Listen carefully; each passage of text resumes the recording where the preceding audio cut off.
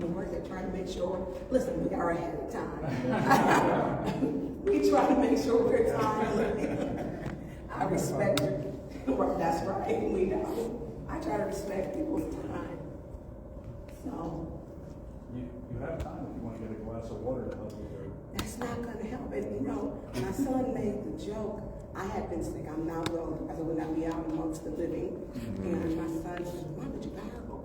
And I said, with salt? I said, no, I don't like salt. I don't like that taste. He said, we know you like Lori seasoning sauce, so gargle with that. I'm like, that's not happening. I'm not happening. My throat does not hurt. It does not hurt. And even though we weren't here, I mean, we still take calls. Calls come in. So it wasn't like I could be completely silent. It does not hurt. It just sounds real bad. And I won't gargle with Lori seasoning salt at all. So just let me know when you're ready. You're all set? I took a bath, so I smell it. So first we want to say, thank you to everyone that has come and shown up today, especially news. The purpose of this is to make sure that we're getting out good information and accurate information, and that is truthful and is transparent. And my colleague, first of all, I'm Tonya Burns of the 6th Ward, and I serve in the Flint City Council. And this is my colleague, Councilman Pfeiffer, who serves in the 8th Ward. No, Dennis doesn't speak necessarily. I probably talk more than Dennis. And he serves in the 8th Ward. And so both of us are committed to our community and to our elected offices to do what is right. So the purpose of this press conference is to have the public be aware of upcoming ARPA spending, resolutions pertaining to the ARPA allocation, and the budgets that we're dealing with. We want to deal with, and we're going to address the inaccurate and unfair perception of the Flint City Council and the progress that has actually been done by this Flint City Council. There have been many great things that the Flint City Council has completed. For example, the City Council just approved RX Kids. That will give mothers at the very interim $1,500, an additional $500 per month.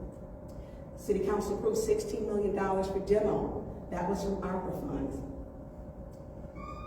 They have paved streets. We have approved the paved streets. Welch Boulevard, Miller Road, that him and I both share, that's our borderline. So we do work together to get things done. Welch Boulevard was paved, DuPont Street, Miller Road, and many other projects that we have approved.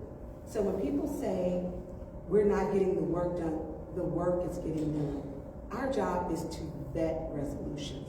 In this council, many of us take it very serious. We take the time to vet, to go through, to make sure we're spending and approving tax dollars appropriately, and to make sure we're fiscally responsible. And it's not always an easy job.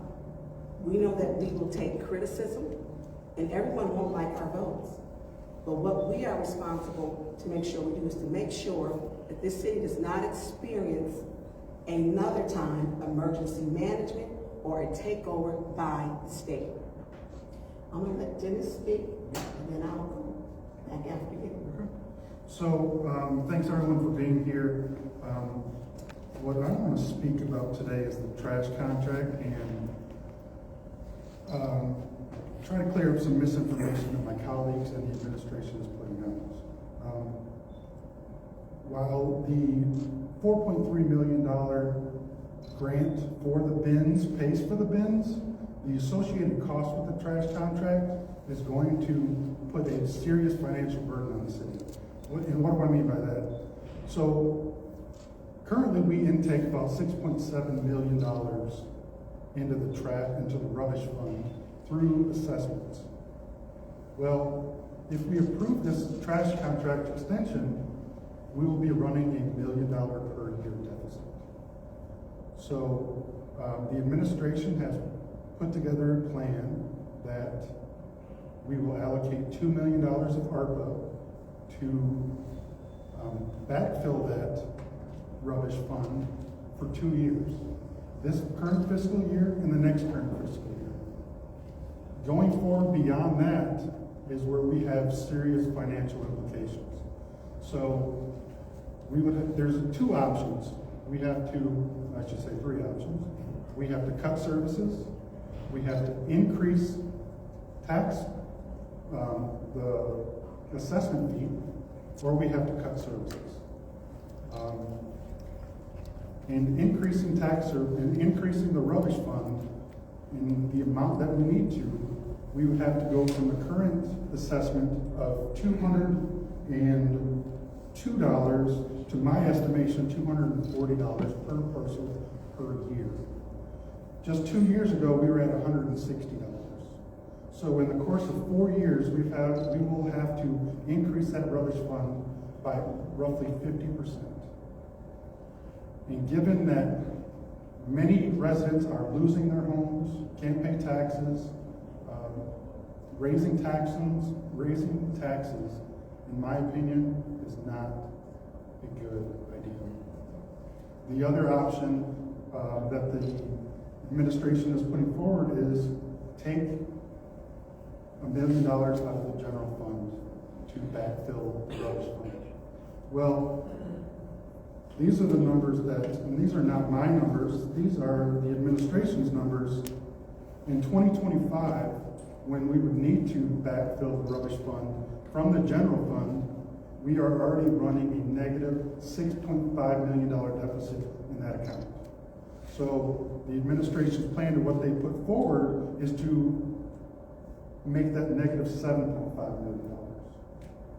And that is not a good financial situation.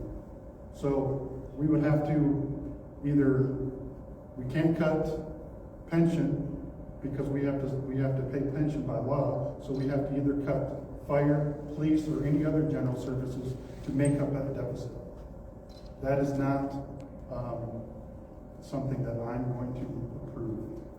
We have a crime problem. We already have police that are overworked and don't necessarily respond to calls in a timely manner. So cutting those services is not good. So we have to look at another option. So what's our other options? Currently, we are under contract until the end of next year, currently, with the current priority list. And we have 2 additional years that we can do a 3% increase on the current rate. My suggestion is we keep status quo and we execute 1 additional year if needed until we can organize and put it back out to bid. That is the only way that we can manage this deficit and, to Ms. Burns' point, not go back into a state-controlled emergency management. We have to look at all things necessary to keep the power and the control of the people. And adding to the deficit is not, it's not going to get my vote. So, there's a lot of misinformation about we have to approve this contract in order to get the bins. That's a false statement. It's a 100% false statement. It's a misguided statement and misinformation to try to sway the public that we need to extend this contract. We're not changing the language of the contract. We're changing the dates. The current contract already says that priority waste has to pick up the bins. They say bins with or without or bulk waste. We don't have to extend or no number of years that we have to extend the contract to get these free bins. Matter of fact, we have already accepted the grant to get the bins. So that's already a done deal. It's just a misinformation that that they're peddling to the public to get this long-term deal. And with the given recent implications of council people taking money for votes, I think we have to put it out to bid and do it correctly. I'm not going to say much more on that, but we have a fiscal problem, and controlling interest and making sure that the city stays out of state control is priority number one in my eyes. I will put it back to Councilwoman Burns. And I'm going to speak to, I didn't have to put back on my shorter shoes. So, I'm going to speak to what Councilman Pfeiffer stated. We're on the same page with this. It may not be a popular decision, but we have to make sure we vet it out properly. So when he speaks to raising the tax, our CFO stated, it's not our word, take our CFO word, and I was sending, I placed it on social media. The CFO said there's two ways to pay for it. One, reduce services. Number two, have a tax assessment fee attached to your taxes. The third way is I passed out page 76 of the Flint City Charter, which states put it out for bid. We have a fiscal responsibility to make sure we're doing what's right. Now, priority waste was not the lowest bidder. Many people like their services, but I think every trash company may have issues. Priority didn't pick up on Swayze Street for 3 weeks. We know that any company, you may miss a stop or two. That's going to happen. And residents have to call their council person. So on page 76, according to the purchasing supplies, it states the city shall by ordinance, in section D, the city shall by ordinance establish procedures to protect the interests of the city and to ensure fairness in procuring property and services. What's a service? The garbage is a service, and it's a much needed service. But the other part is we didn't take the lowest bidder. Now, it was estimated that priority was almost $9 million more than the lowest bidder. Now, this administration said that they have taken the lowest responsible bidder. Priority had not had a contract with the city of Flint before. So when we have to look at what our service, we're already $9 million more than the lowest bidder. We have to take $2 million from ARPA funds just to balance the trash fund account. That's just to balance it for the next 2 years. Then we have a $5 million deficit for the contract extension of the resolution they're asking for us to approve with no way of paying for it. The CFO stated, it was at our meeting. Those are his words, those are not my words. So what do we have to do? We have a responsibility to do what is right. We may love the luxury service, as people say, and Priority refers to themselves as a premium service. We just can't afford it. So if we can't afford it, we may not have Rolls Royce money, but we may have Chevrolet money. So we may get to the same destination, but it's just the quality of the ride that we're going to get there. So we look at the trash service, how are we going to balance it? It's not going to be easy. Have we had problems before? Yes. How do we make it fair? I think we need to put it out to bid. We need to make the process fair and equitable.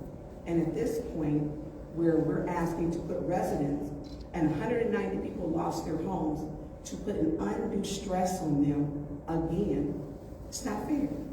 190 people lost their homes with the county treasurer. And there's no way of getting those homes back because an outside investor who was smart enough and said, hey, this is a good deal. I'm getting 230 homes in Genesee County, 190 of them are in the city of Flint, and they lost them because of taxes. We're not in the business to put residents out their homes.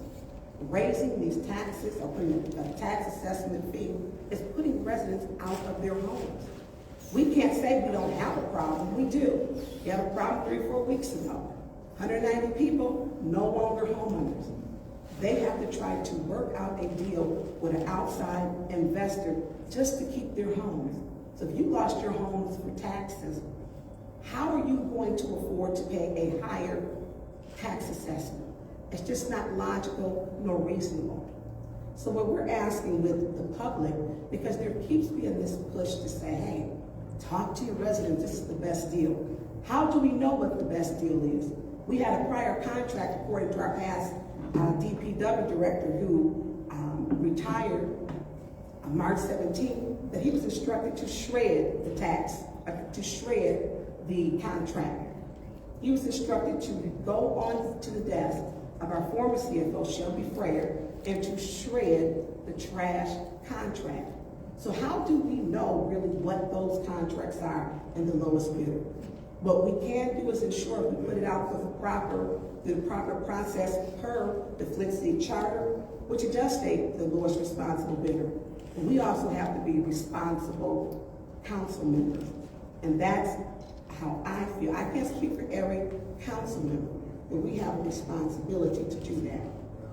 Some other issues with the trash, and Councilman Pfeiffer spoke to it so eloquently. Generally, he gets into the numbers, and I can generally follow what he's saying during council members. We haven't discussed it at all, but we are on the same page. I only add, hey, we need to do a conference together, you know, and we need to get out the good information.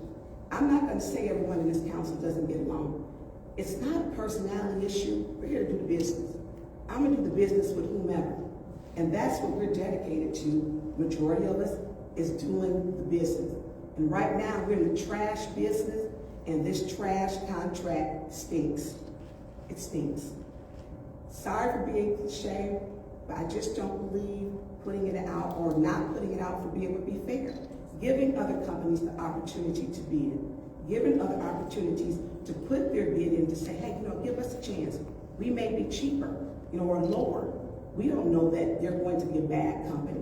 We don't know that. We have to do what's fair. But what we do know, 109 people lost their homes for taxes. Putting that burden on people and saying, it's free, it's not gonna cost. That's not true. Those aren't our numbers. They're not our numbers. And they weren't the CFO's numbers at our council meeting. So before we move on, any questions pertaining to the trash, because I want to talk about briefly the opioid settlement. Just to be clear. Winterswall 810 News Media Group, you or either Councilman Pfeiffer. What do you think is a sudden rush for this garbage contract to get passed? I honestly do not know. I don't know. The mayor's office has reached out to me to meet them the past 2 weeks. I have not met with them. I don't know. And it was stated that the grant for the trash, for the carts ended October 30th. That just simply wasn't true. It was being put out there, we have to seal this deal by October 30th, the end of this month. Not true. The actual statement in the letter that was given to council stated November 30th. So we have to correct inaccurate information.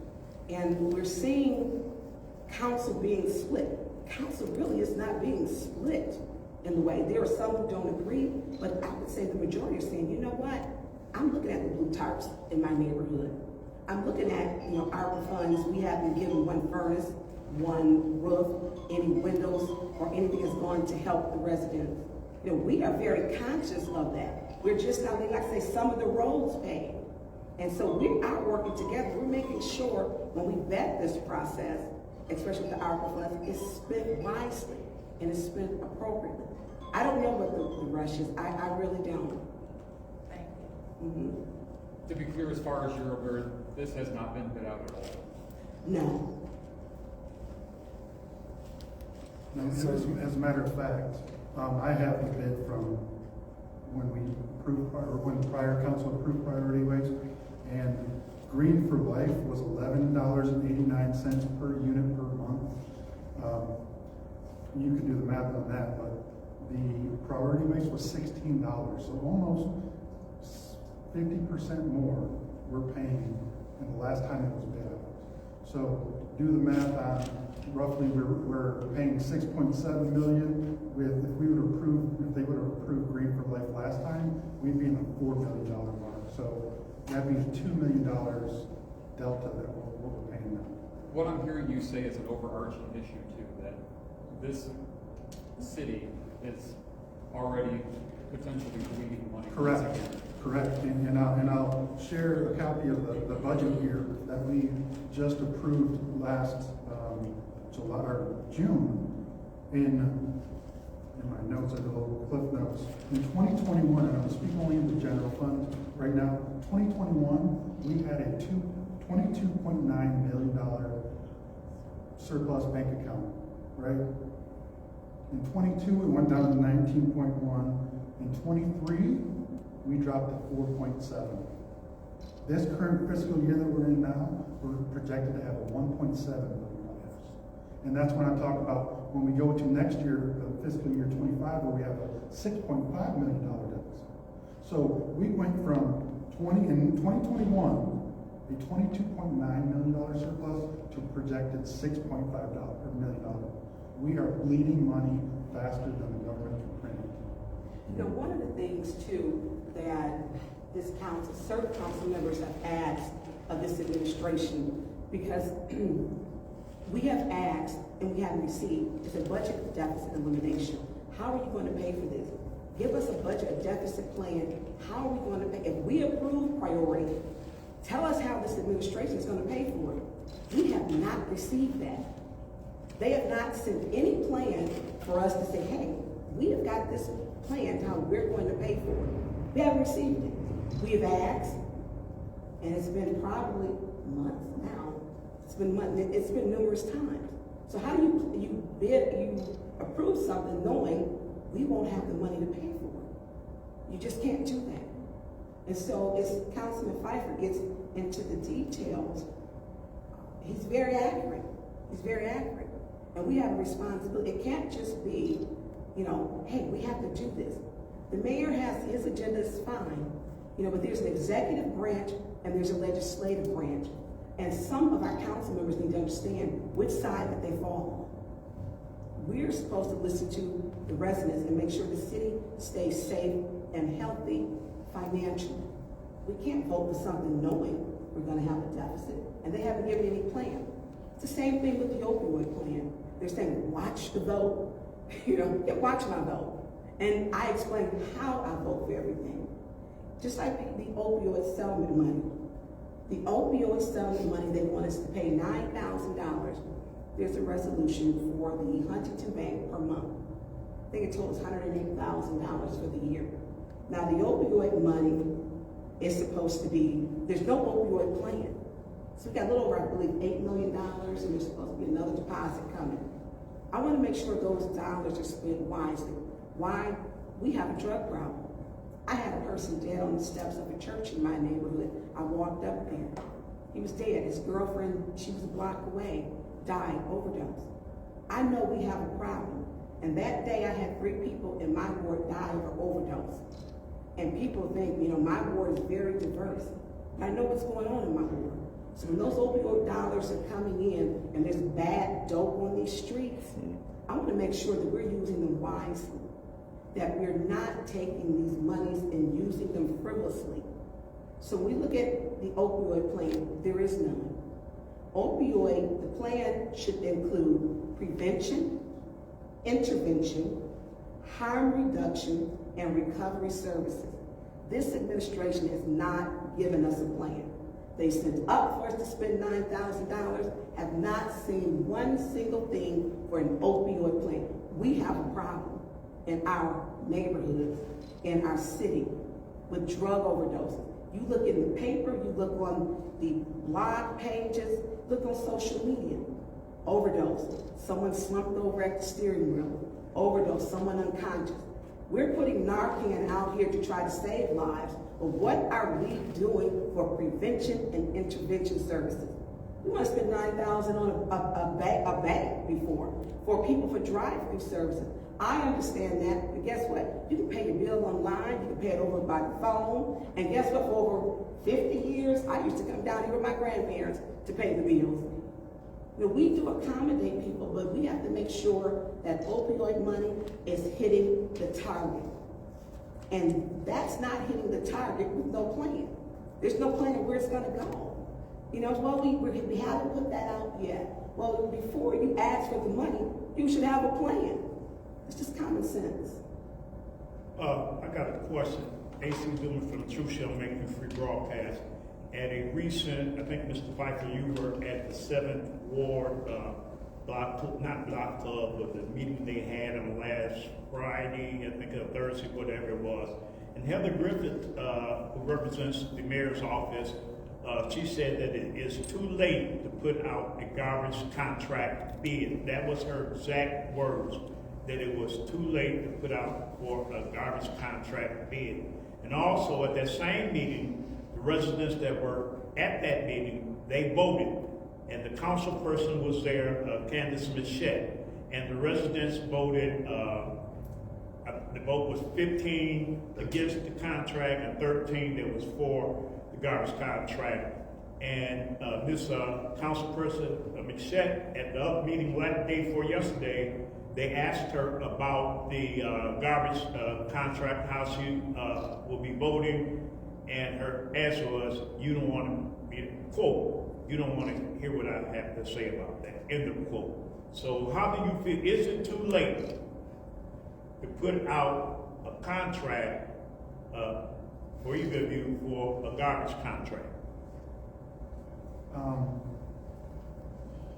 I don't want to speak to the purchasing director. I heard that as well, what you're referring to. As far as the timeline, I will believe that the last bid for the contract in 2021 that we approved was under a shorter timeline than what we're currently facing before the end of this contract. So I don't know why she's saying we don't have enough time when we had less time last contract around. So that's all I can say to that. And I do want to piggyback on what Councilman Pfeiffer stated, because that was actually rebidded. It was rebidded and put back, it was rebid and put back out, and it was a very short time. And that was one of the issues where the contract had been shredded. And because the contract had been shredded, they said it wasn't done properly, and it had to be put back out. And that timeline was very, very short. So I won't speak for the purchasing director, Heather Griffin, but I think that should have come from the purchasing director and from this administration. But we do know that a shorter timelines have been given before to get it done. That's how we ended up with priority waste. Councilwoman Burns, back to the subject that you were speaking on about the opioid crisis. You stated that you had a resident that died on the steps of a church. That church was Bethel. When the resolutions first came up, it was Roger L. Jones Outreach Center, it was Ashbury, and also Bethel. I haven't seen Bethel come back. Is there a reason why Bethel was left off? Also, the second part to that question is the Clyde Road resolution. The administration, in my opinion, will say, okay, you want something to be done, we're trying to get something done, but that resolution failed the last meeting, so why is it right back on the agenda tonight? In past history and according to the rules, you have to wait 30 days before you can send something back up. Can you speak on those two things, please? Well, that was, thank you, Ms. Williams Hall. One, it was in a special meeting, so we're seeing things can come back up it really doesn't die until it goes into council meeting. So when we talk about voting, that's why I like to send things, whether I agree with it or not, from committee to council. I like to vote it down in council. Council is when it's approved, when action is going to be taken. There are some things that are going on that are really surprising. That last thing I wasn't able to attend with, quorum was broke, but they reconvened the meeting, and there were some issues. There are some things that, I don't know. And it speaks to, when he also spoke to Ballinger, Bethel Church, I don't know. I mean, we're looking at these ARPA funds, and it is no secret. I did not agree with the 12-member body. We're talking about giving these ARPA funds. One, we got this money because of COVID. COVID was a global pandemic. It had not happened to us in 100 years. I don't ever want these funds again, because people lost their loved ones, their friends, they died. So we have a greater responsibility to make sure these funds are spent appropriately, wisely, and they're done right. We're getting resolutions that are coming up that this ARPA committee had not approved, but they're coming up in a resolution. So what we're having to do with every resolution, we're vetting them. We're taking the time to vet them ourselves, and it's a lot of work.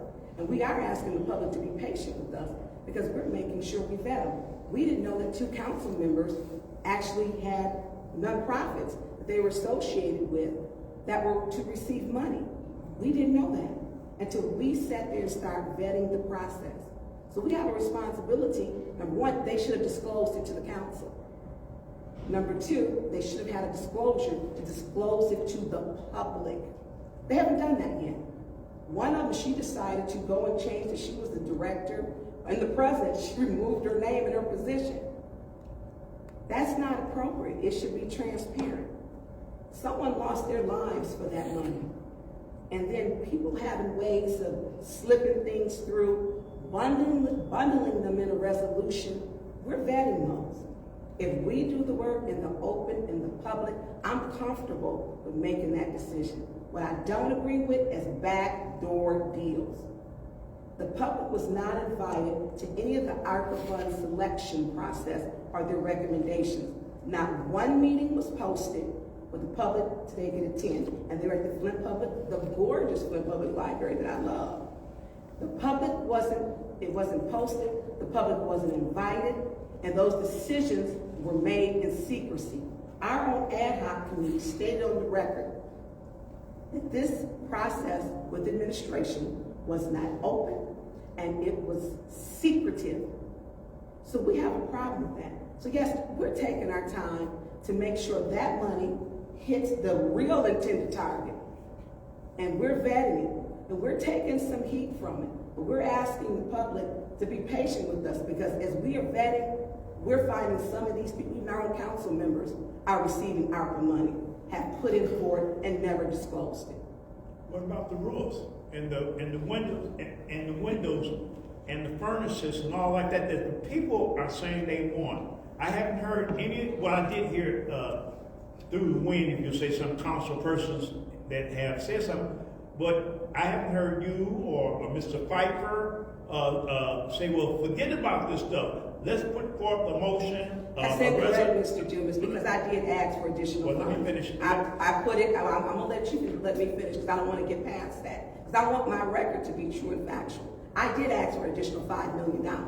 It was voted down no for roofs for windows. Now what this administration has put forward and this council has approved is for those funds, almost $5 million, to go to Habitat for Humanity, G-Card, and Metro for furnaces, roofs, and windows. That's the process, but we are still working through that process. I did put a motion on the floor, and it was turned down. A resolution. I did. I absolutely did. It was turned down. We were over at, I believe, the county at that time. Our council chambers were not open yet. Next question. Yes. About ARPA money there.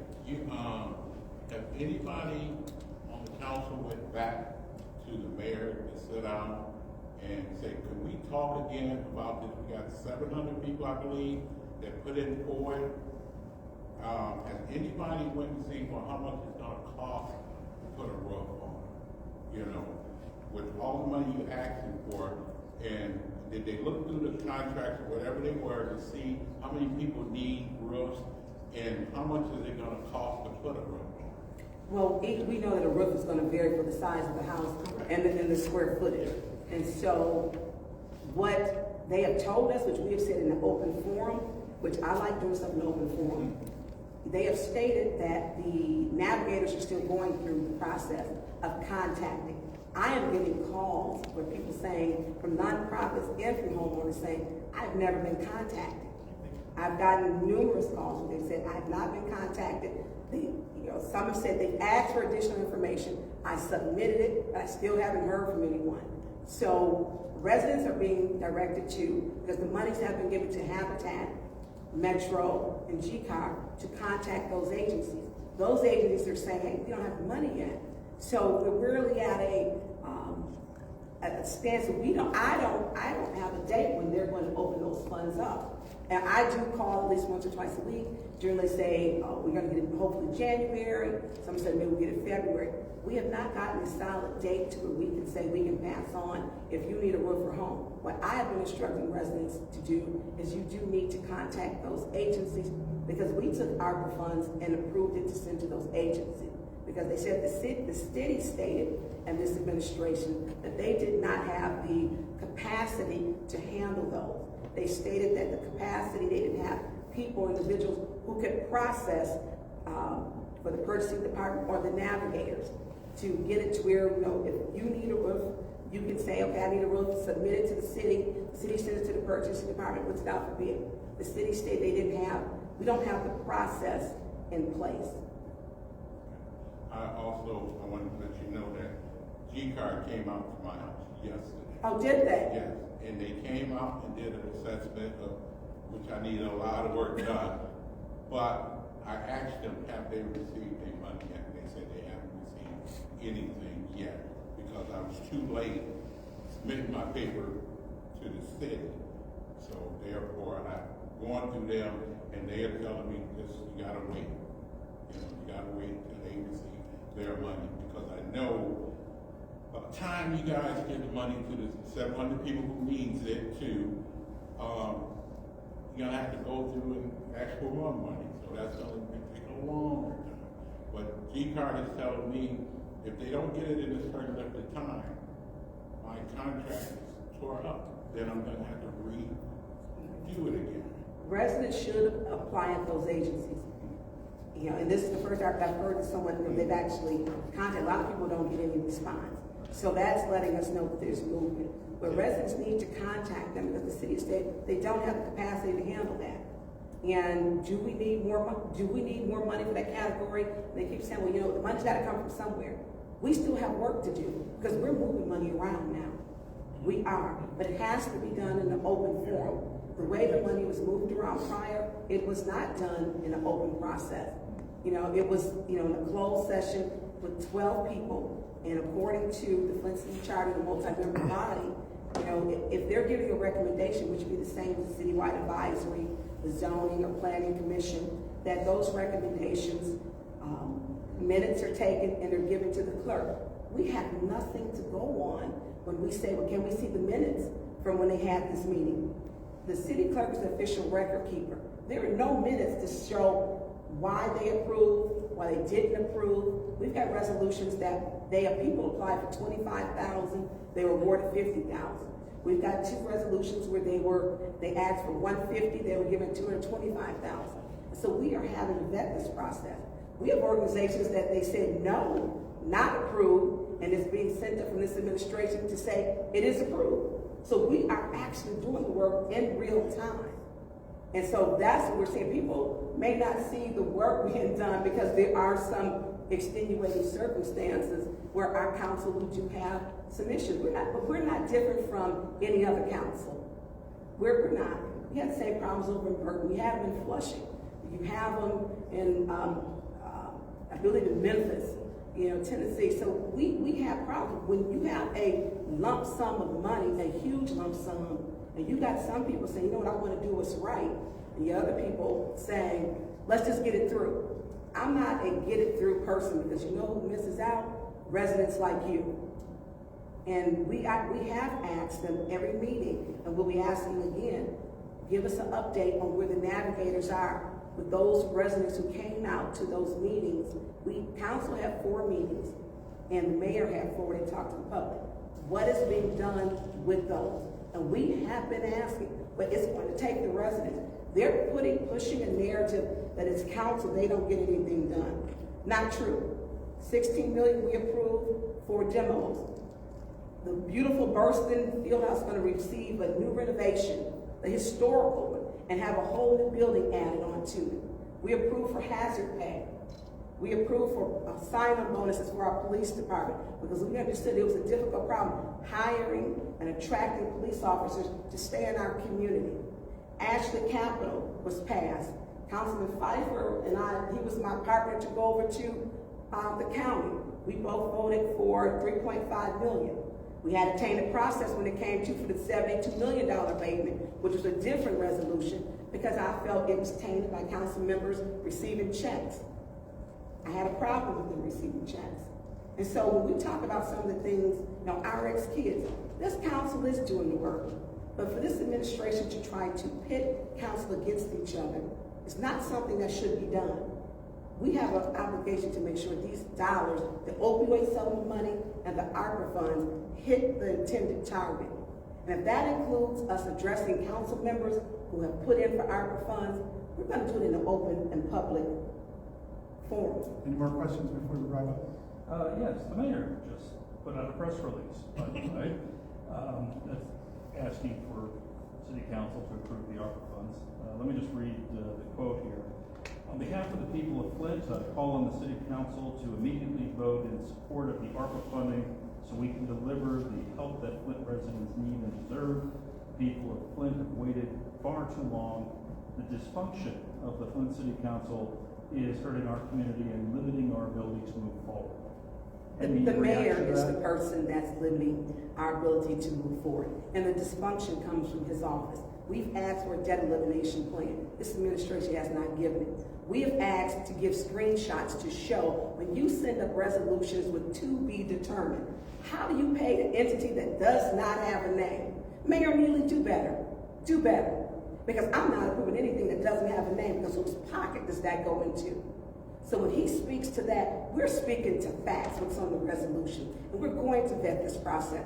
For him to do that is a malicious way of continuing to split this city and causing divisiveness. He is the mayor of the city of Flint. He needs to do better with bringing this city together. He is splitting us by economics, by our backgrounds, by race, by how much money we make, by ward. He needs to stop the nonsense and step up to the leader he claims God told him to be.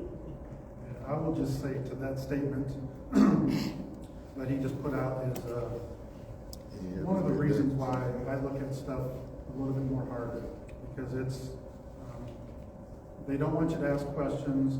You're just supposed to rubber stamp things, and that's why I was elected. The previous gentleman was a rubber stamp, and the city didn't move forward. So my job is to vet, and if it makes sense, I'll vote for it. If it doesn't, I'm a no. But that's just another push that he's going to put stress on city council to hurry up, don't ask questions, move forward with the status quo. One last question for either of you. It was said in the last meeting by Second Ward Councilperson Liddell Lewis that she was free to meet with anyone of the public if they wanted to discuss the ARPA funds. Then President Eric Mays appointed Second Ward Liddell Lewis and Fourth Ward Judy Priestley to this 2-member ad hoc committee. How does it make you feel that your own colleague will meet with the public and has not presented anything to council since the ad hoc committee has been formed? Just because they don't want the conflicting view or the truth to get out. So when they meet one-on-one or not disclose it to the public in a general forum, like Ms. Burns was saying, it's to get one side out, and it's their side. It's not the correct side. I should say it's not necessarily the right side or the wrong side. It's their side, and they only want to get their side out. You're not allowed to hear anything else. So that's why. That's my opinion. Well, and let me speak to that too. Councilwoman Lewis had a nonprofit Second Ward, South Spark. She didn't disclose to us that she put in for $50,000. We haven't put on one roof, but they're ready to rubber stamp passing her resolution. Not one roof, not one furnace, but she's ready to get her $50,000 for her nonprofit. I have a problem with that. Take care of the people and the residents for it. They elected every one of us to sit in these seats. Any more questions? You need to stand. I look so much short. I'm looking at my shoes. I guess you could look at me. I guess that would be fine. You maybe just look straight. Straight at me or straight forward? Straight forward. Okay, well, thank everyone for coming, and our contact information, I believe, is on the handout. We'll sneak around for another press conference. Thank you very much.